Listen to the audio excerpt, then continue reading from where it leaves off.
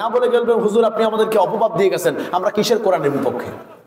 আমার ভাইয়েরা, আপনাদের সমাজে বিয়ে শাদী হয়, বিয়ে শাদীর সিস্টেম আপনাদের সমাজে কেমন আমি জানি না, বাট আমাদের সমাজের যে সিস্টেমটা সেটা হলো, বিয়ে যদি হয়, শালার বিয়েতে মেয়ে দেখতে পাঠায় শ্বশুর বা বাবা, ছেলের বিয়েতে মেয়ে দেখতে পাঠায়। আপনাদের দেশে কাকে পাঠায় আমি জানি না, আমাদের দেশে পাঠায় হলো দেখা যায় চাচাতো ভাই, খালাতো ভাই, ফুফাতো ভাই এবং বিশেষ করে জামাই। কাকে পাঠায়? জামাইকে পাঠায়, বড় জামাই অথবা ছোট জামাই বা একমাত্র জামাই যিনি আছেন, জামাই বাবাজি তোমার শালার তো বিয়া, এখন তুমি যদি মেয়ে দেখতে না যাও এটা কেমন দেখা যায়? আব্বা আমি তো আসলে রাজবাড়ী শহরে, চ্যানেলটি সাবস্ক্রাইব করে আমাদের সঙ্গেই থাকুন।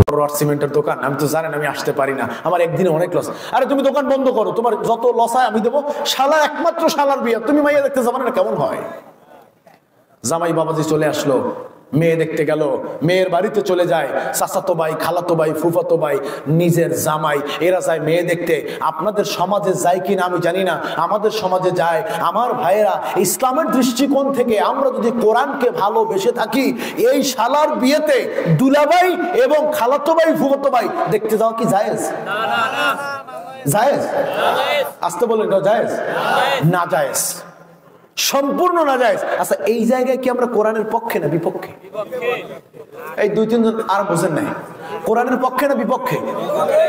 আমরা এখানে প্রথম ধাপে পাইলাম আমরা কোরআনের বিপক্ষে, যদিও নিজেদেরকে মুসলমান বলে দাবি করতেছি, হুজুর আমরা সবাই মুসলমান। দ্বিতীয়ত, মেয়ে দেখে আসছেন, মেয়ে দেখে এসে বিশেষ করে জামাই মনে মনে এই কথা বলতেও পারেন, হ্যাঁ রে যেই বাড়িতে মেয়ে দেখে আসছি সে বাড়ির বাথরুমের ভিতরে ভাত ধুয়ে খাওয়া যায়, এত সুন্দর। এই বাড়ি যদি আমি আগে দেখতাম তোমার মেয়েরে কে বিয়ে করতো?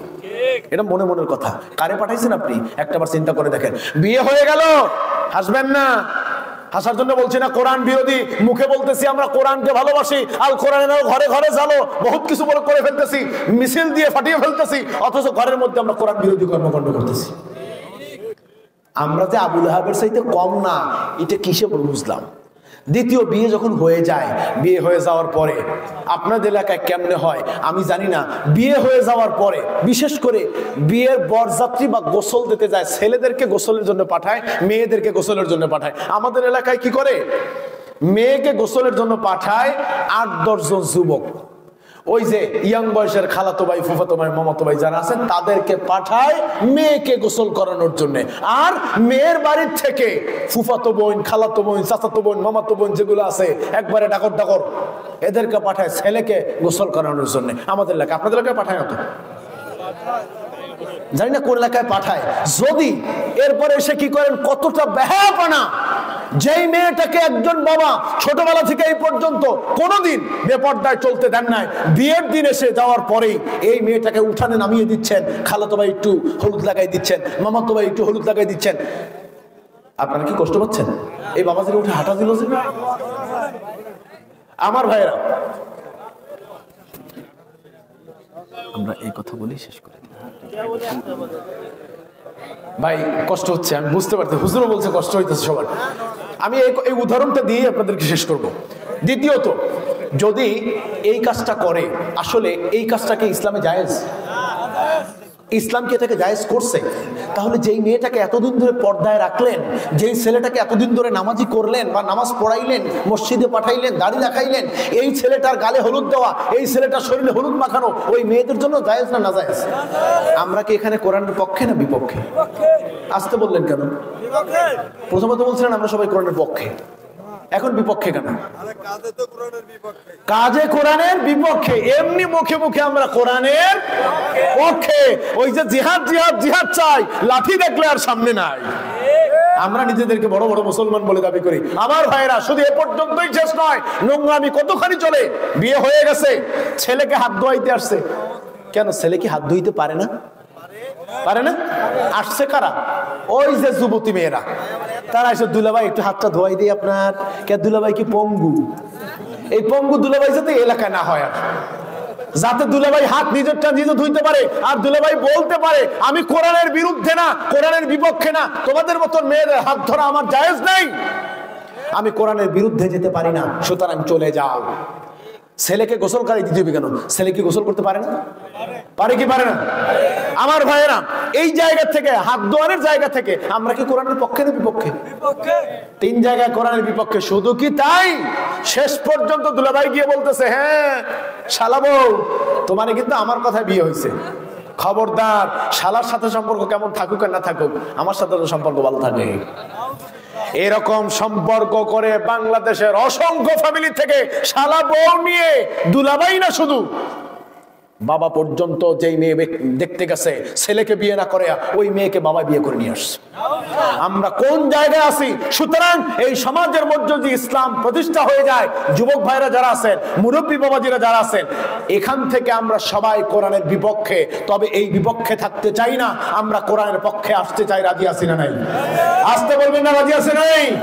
আমার মা বোনদেরকে এখান থেকে উদাত্তভাবে আহ্বান জানিয়ে যেতে চাই, খবরদার এই নোংরামির মধ্যে যাবেন না, তাহলে জাহান্নাম ছাড়া কোনো উপায় থাকবে। ওই মুহাম্মদ সাল্লাল্লাহু আলাইহি ওয়াসাল্লাম জন্মের পরে যেমন আবু লাহাব খুশি হয়েছিলেন, আমরাও কিন্তু কোরআন পেয়ে খুব খুশি। যখনই বলা হয় আলা লাহুল খালকু ওয়াল আমরু, যে আল্লাহ সৃষ্টি করেছেন তার আইন মানো, তখনই বলে হুজুর রাজনীতি চলবে না। দ্বিতীয় যখন আল্লাহ তাআলা বলেন ওয়া মান লাম ইয়াহকুম বিমা আনজালাল্লাহু ফাউলাইকা হুমুল ফাসিকুন, যারা আল্লাহর দেয়া বিধান দিয়ে বিচার ফয়সালা করে না তারা ফাসিক। এরপরে আবার বলেন ওয়া মান লাম ইয়াহকুম বিমা আনজালাল্লাহু ফাউলাইকা হুমুজ জালিমুন, যারা আল্লাহর দেয়া বিধান দিয়ে বিচার ফয়সালা করে না তারা হলো জালেম। আবার বলেন আল্লাহ তাআলা ওয়া মান লাম ইয়াহকুম বিমা আনজালাল্লাহু ফাউলাইকা হুমুল কাফিরুন, যারা আল্লাহর দেয়া জীবন ব্যবস্থা দিয়া বিচার ফয়সালা করবে না তারা হলো কাফের। সুতরাং যারা জালেম, যারা ফাসিক, যারা কাফের, তাদের সাথে মুসলমানদের কোনো সম্পর্ক থাকতে সুতরাং আমরা আছি, ইসলাম যেখানে আছে আমরা সেখানে আছি। আল্লাহ তাআলা আমাদেরকে যারা কথাগুলি বোঝার মতো তৌফিক দান করেন, বলি আমিন। আপনাদেরকে অনেক কষ্ট দিয়ে ফেলেছি, অনেক রাত, এই রাত্রে কথা বলার মতো মুড থাকে না। সম্মানিত ভাইয়েরা, আমি আপনাদেরকে আর একটা আহ্বান জানিয়ে শেষ করতে চাই, সেটা হলো এই মাহফিলটা আসলে চলবে কি চলবে না আপনারা চান? সবাই একটু দেখি তো কারা কারা চাই মাহফিলটা চলুক। এখন ষষ্ঠ মাহফিল, এই মাহফিল যাতে শতবর্ষ চলে সবাই চাই তো ইনশাআল্লাহ। সেই দৃষ্টিকোণ থেকে আমার সভাপতি মহোদয় সহ বিশেষ করে যারা এখানে রয়েছেন তারা চাচ্ছেন যে আপনারা কিছু এখানে মাহফিল অনুদান দিন। আপনারা কি দেওয়ার জন্য রাজি আছেন? ভাই কালেকশনটা কিভাবে করবেন? হাতে হাতে, আচ্ছা হাতে হাতে রুমাল যাচ্ছে। সভাপতি সাহেব আগেই বলেছেন এখানে কোনো চাওয়া পাওয়ার কিছু নাই, বাধ্যবাধকতার কিছু নাই। আপনারা যে যা পারবেন রুমাল ছেড়ে দেন, একে একে রুমাল ছেড়ে দেন, যে যা পারবেন দিয়ে দেন, যাতে করে তারা এই মাহফিলটা অনেক আয়োজন করেছে। আমি দেখেছি বিশালভাবে তারা তবারকের ব্যবস্থা করেছেন, এটা সব জায়গায় হয় না। সুতরাং তারা যেভাবে করেছেন, বিশেষ করে মা বোন যারা আছেন, আমি আপনাদেরকে বলতে চাই সামান্য অল্প অল্প দানে কিন্তু অনেক বড় জিনিস হয়। আল্লাহ তাআলা বলছেন যে মাসালুল্লাযীনা ইউনফিকুনা আমওয়ালাহুম ফি সাবিলিল্লাহ কামাসালি হাব্বান, উদাহরণ দিয়ে আল্লাহ তাআলা বলছেন এটা আপনারা খলিল মোল্লা 500 টাকা, আচ্ছা এভাবেই দিয়ে দেবেন। আচ্ছা খলিল মোল্লা ভাই 500 টাকা দিয়েছেন, আলহামদুলিল্লাহ। মোতালেব ভাই 500 টাকা দিয়েছেন, মোতালেব মুন্সি, হ্যাঁ